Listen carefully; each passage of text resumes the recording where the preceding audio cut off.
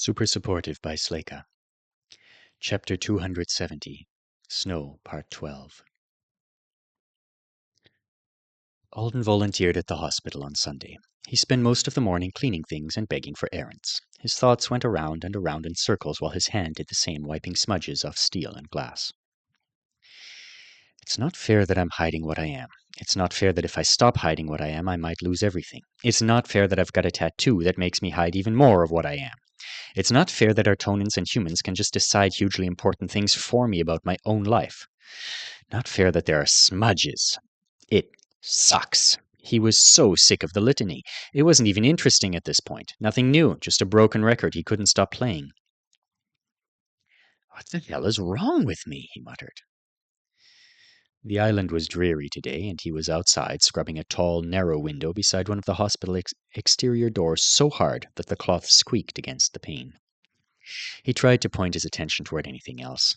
What Lyndotta had said to him at the Christmas market seemed like a better direction. She'd been giving him advice, and if an old knight who'd helped save his life did that, he should contemplate it as hard as Stuart tended to contemplate things. What did she say? You can't fight every darkness or bask in every light. Suck it up and stop complaining about how hard your choosing season is, so that you can actually function and do something with your life.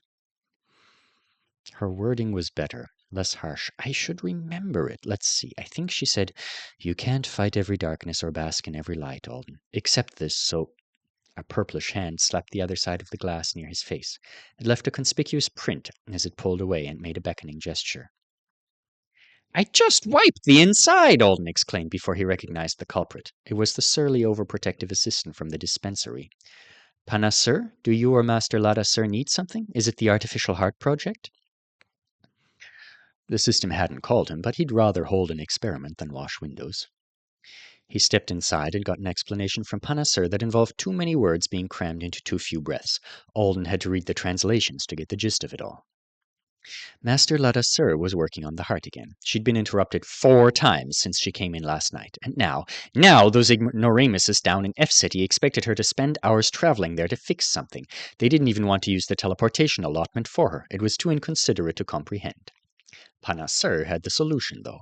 Alden Thorne, who understood the importance of their work, would go instead. He would collect the device, bring it back here, then return it.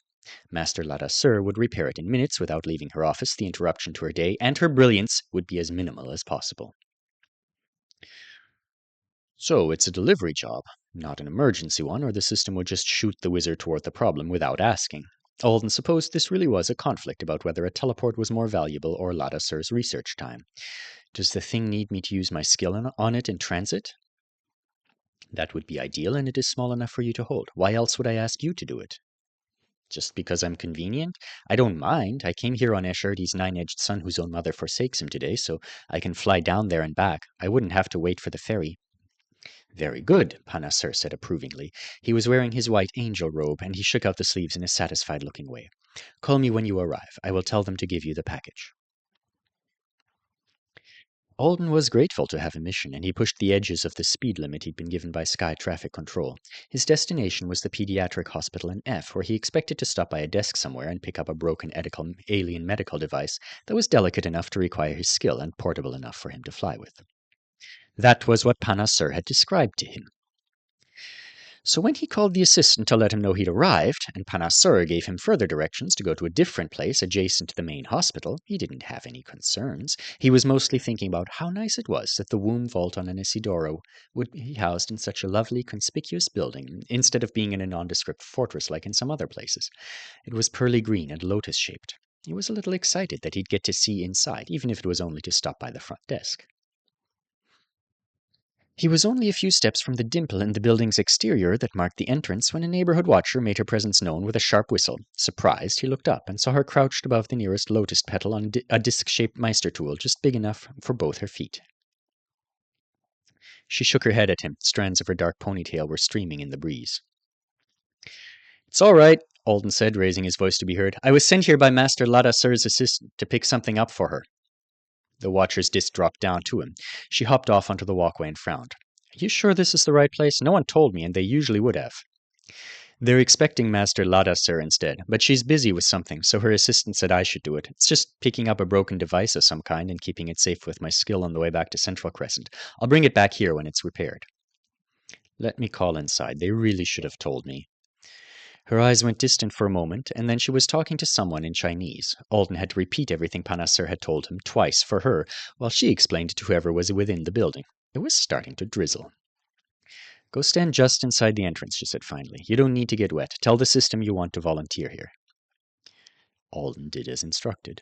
He wasn't too concerned about any of this. Panasser not calling ahead and everyone being confused about why they'd gotten a delivery rabbit instead of a fixer wizard seemed like it might be business as usual when it came to dealing with the assistant. There was no front desk within the Lotus like he'd imagined. The entrance led right into a small round lobby. Very comfortable-looking furniture filled the room, more like what he'd expect to see in a rich person's house than a hospital waiting area, but there were no people here. Not until a camouflaged door in one of the cream-colored walls slid aside and a clean-shaven middle-aged man in a sweater vest appeared. "Oh, my alien gods, he's 12, the man said loudly before Alden could greet him. He was speaking over his shoulder toward the open door. "He's 12, people!" "I'm not 12, Alden said, shocked. "I'm 16. 16 and 3/4.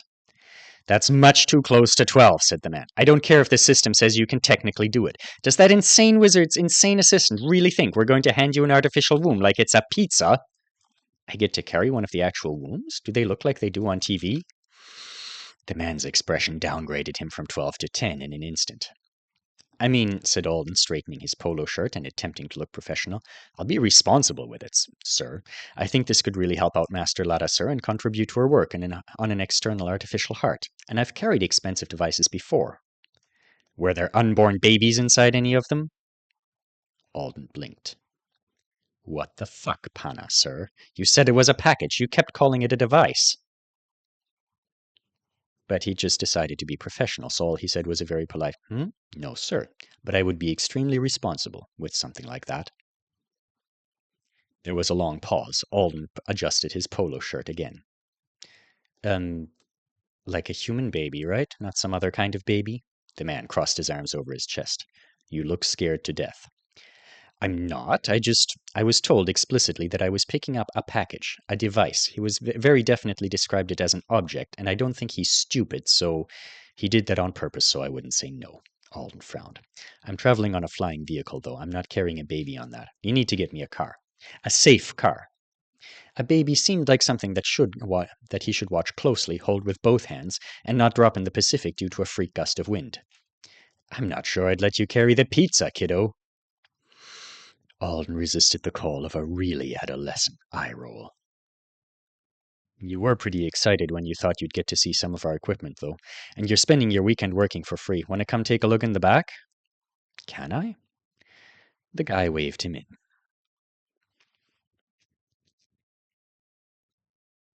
An hour later, Alden found himself disappointed in several Womb Vault employees, a couple of Artonans, and the entire way things were turning out in this place. From where he sat in the building's break room, he could hear the mumble of voices in the meeting room next door. Because he'd been in there with them a short while ago, he could imagine the scene well. They were calling Central Crescent to talk to Lada Sir, or to talk to someone about Lada Sir. The man in the sweater vest was in there. He was a doctor. There was also an equipment specialist, the Womb Vault's director, and a guy who worked for the hospital system, but not usually here at the vault. The man's role had been described to Alden with a laugh as, "He spends all his time disagreeing with the wizards so the rest of us don't have to." After a quick tour, the doctor had taken Alden in for introductions. To help explain what everyone who worked there did, he'd also shown him some of the notes of this morning's staff planning session. This wasn't a facility where major medical procedures happened daily. The doctors were here for urgent situations that rarely arose. He signed off on incoming and outgoing wombs and made decisions whenever soon-to-be parents had special requests or concerns. Others handled the rest of the work. Parent education, outreach, carrying wombs next door to the hospital, and overseeing the births for local families who were having a child this way. Getting to look around and hear about jobs at the vault, and thinking about how someone with his skill might be able to help out in this environment had been nice. But on a white table in a room across the hall there was a cradle with a damaged womb inside it, and inside the damaged womb there was a premature baby, and nobody but Alden felt like this was the most important thing going on today. Apparently, what really mattered was the hospital system making sure Lada Sur learned to come down to F City in person whenever they told her to, either on the ferry or using the Artonan portion of Earth's teleportation allotment, rather than the hospital. They cared about the principle of the thing. She couldn't be allowed to pick and choose her work based on what she felt like doing while she was here in their world. And they said she needed to learn to take her own calls because her assistant was a menace. Panasur would find 20 excuses or workarounds before he even told her someone wanted her for something, and sending Alden to fetch the artificial womb was just the latest example of that. The guy whose job was Artonan wrangling refused to have it anymore. It really doesn't matter that I'm a teenager, thought Alden, fiddling with a snack-sized bag of potato chips while he tried to make out what they were saying in there. If I was the most trustworthy and capable person on an Isidora, they still wouldn't have let me help, because it's the way Panasur wants things done, not the way the hospital wants them done. Because everyone but the doctor had been talking in a roundabout way and reassuring him this was not an emergency, it had taken Alden far too long to grasp their priorities. He'd annoyed them, or at least he'd annoyed the guy whose whole mission in life was disagreeing with wizards, by continuing to propose ways he could help with their problem. I could cut down Master Ladasur's travel time a lot, he'd suggested. Instead of taking the artificial womb to her, I could bring her down here on the Nonagon, the flying platform I was loaned, much faster than the ferry, and I could hold whatever project she's working on too, so that she doesn't lose her place. We're not trying to show them new ways we can accommodate them, the man had snapped. We're trying to teach them to accommodate us here in our healing hospital. The next time Panasur asks you for anything, have a spine and tell him no. I know you're a rabbit, but he's not even an official hospital worker. He just comes with her. I was washing windows. It's not like he interrupted something major. Washing windows was more useful than you being here. The doctor had jumped in at that point and told Alden to head to the break room and grab a snack. So here he was, holding chips he didn't want and imagining things he'd like to say but knew he shouldn't. If you think that washing windows is more important than getting a life support device for someone's unborn child repaired as quickly as possible, then you're too stupid for your job! He tossed the chips down on the table. Realistically, when a bunch of adult professionals agree on something and I'm the only person in the building who thinks they're being crazy, it's probably me who's wrong. So he tried to adjust his thinking. He even looked up information on the internet to prove himself he was ignorant.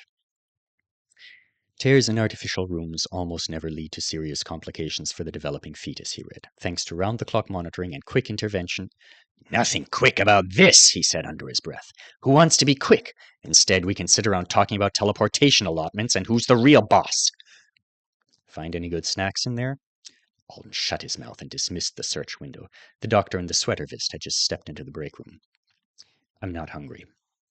The man walked over to the counter and grabbed a yellow apple from beside the espresso machine. I expected to develop an aversion to these when I became an NMD, but I still like them. Alden watched him bite into it. That was a joke, he'd said after he'd swallowed. I got it. An apple a day doesn't keep you away, Alden said. It was a decent joke. Kid, he set the apple back down. Never mind. Want to watch me put the womb back to bed until the wizard can get down here to fix things? So Master Lada Sur's still not coming right away? No, but we did finally talk to her instead of her brother.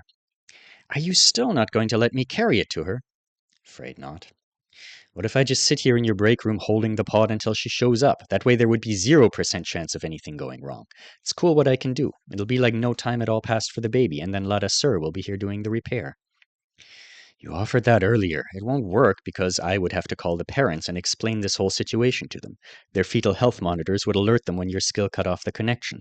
The problem we have here isn't urgent enough to justify stressing them out for hours and making them doubt we're taking good care of their offspring. So they don't even know that their artificial womb is messed up?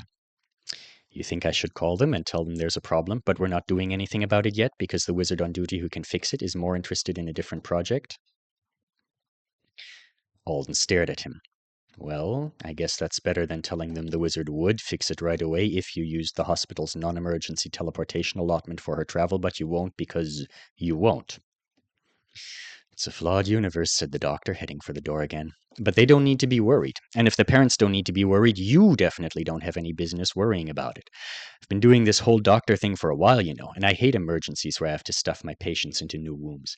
If I thought there was any real chance I'd have to do that today, I wouldn't be letting everyone hold meetings about this or giving a 16 3/4-year-old volunteer the personal tour. Are you coming? Alden got up and followed him into the room that held the source of the day's conflict. The pods that protected and monitored the wombs were called cradles. They were ovoid, and their default exterior setting was an opaque tan color. But this one was in display mode, showing that the womb inside looked like. The material that surrounded the glowing fetus reminded Alden of a wet tomatillo husk, only red. Even though it was supposed to be sturdier and safer than the wounds nature had given humanity, it looked fragile. And this one's pod was showing a bright red highlight over an area where it had detected a flaw in the husk, a spot in danger of tearing. Alden studied it, trying to decide if it was any bigger than when he'd first seen it. He didn't think it was. Maybe there was some mishap during the transfer, the doctor said, looking at the problem area too. Smaller hospital, a practitioner who isn't as familiar with the procedure. Anything really, things happen.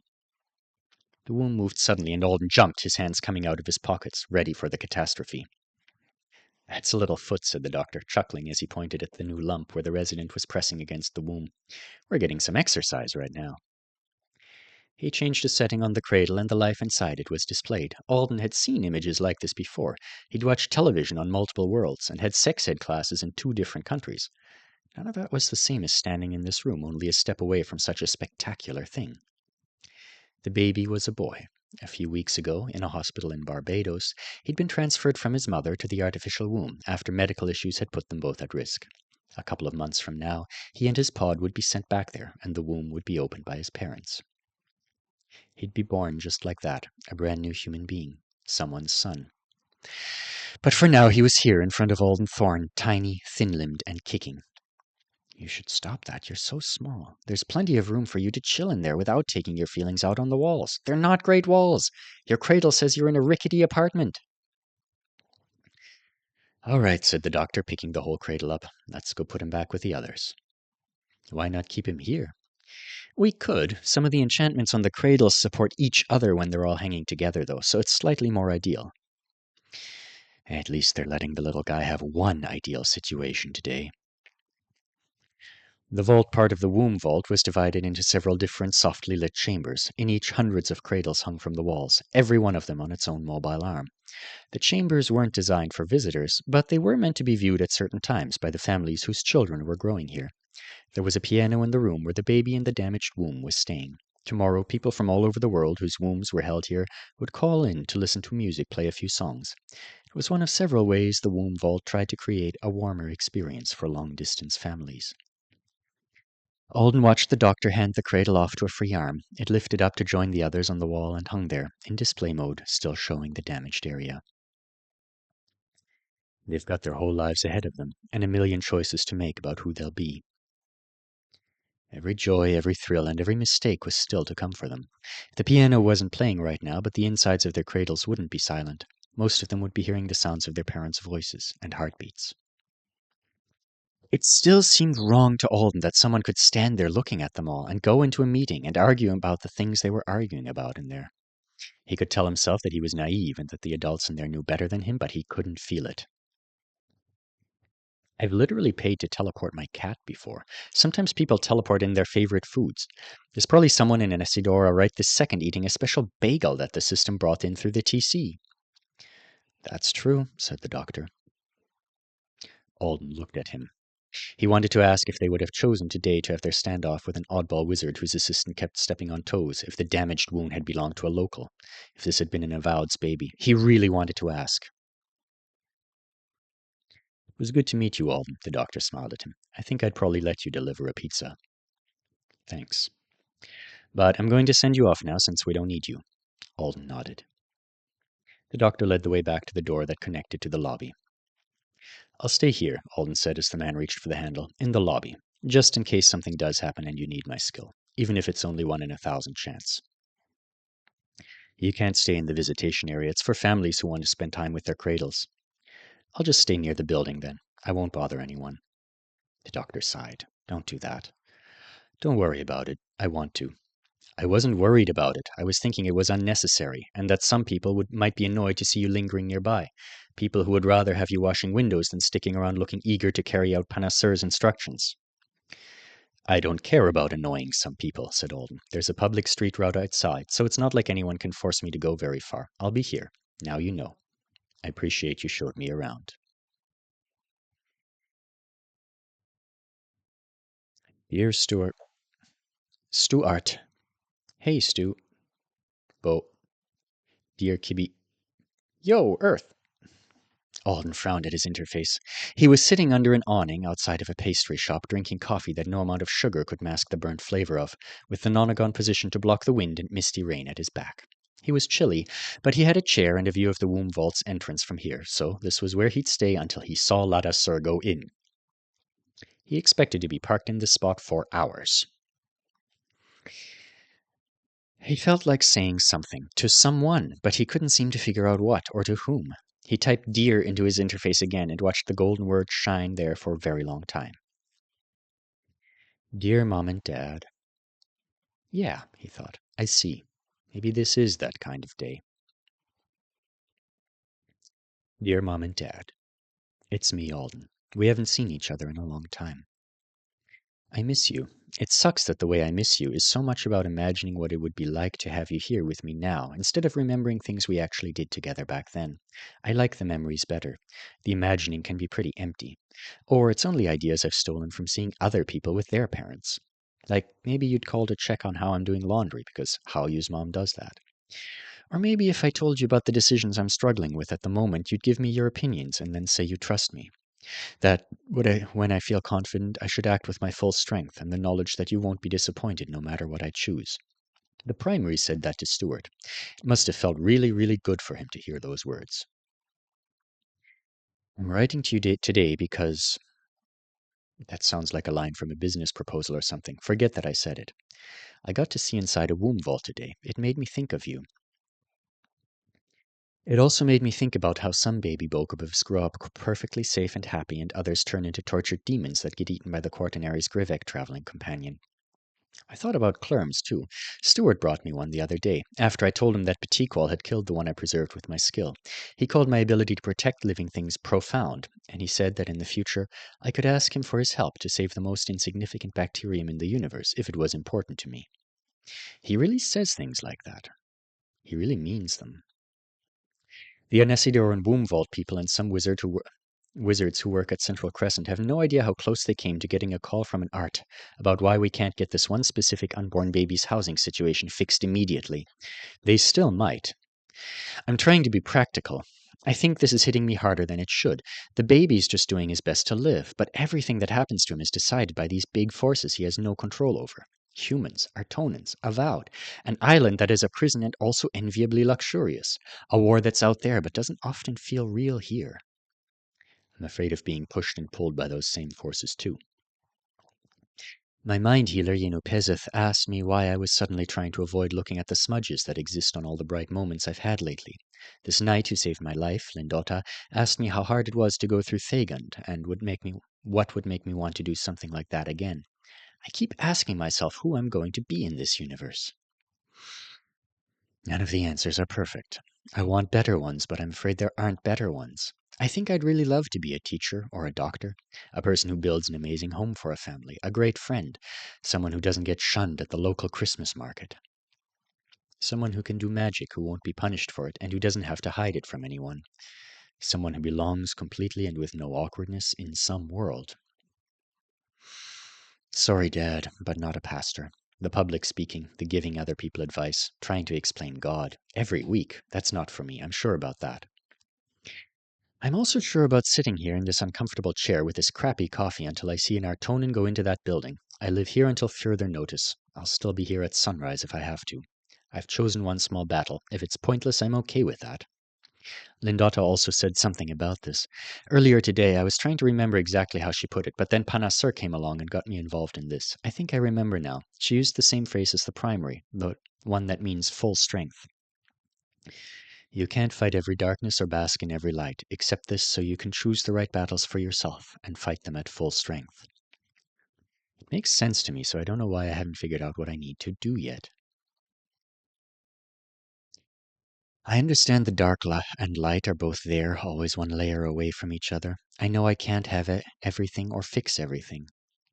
I've already told myself that the hardest part of my choosing season will be choosing what I lose. Maybe my problem is acceptance. Acceptance is different than knowing. It's hard. And I'm tired of losing things. Thanks for letting me talk, Mom and Dad. I'm sorry there's nowhere for the system to send this letter. I'll always love you. Alden. Alden watched a hole in Isidore afternoon pass by. Superhumans, mopeds, and cars filled the street. Drones zipped and sluggish gray clouds rolled overhead.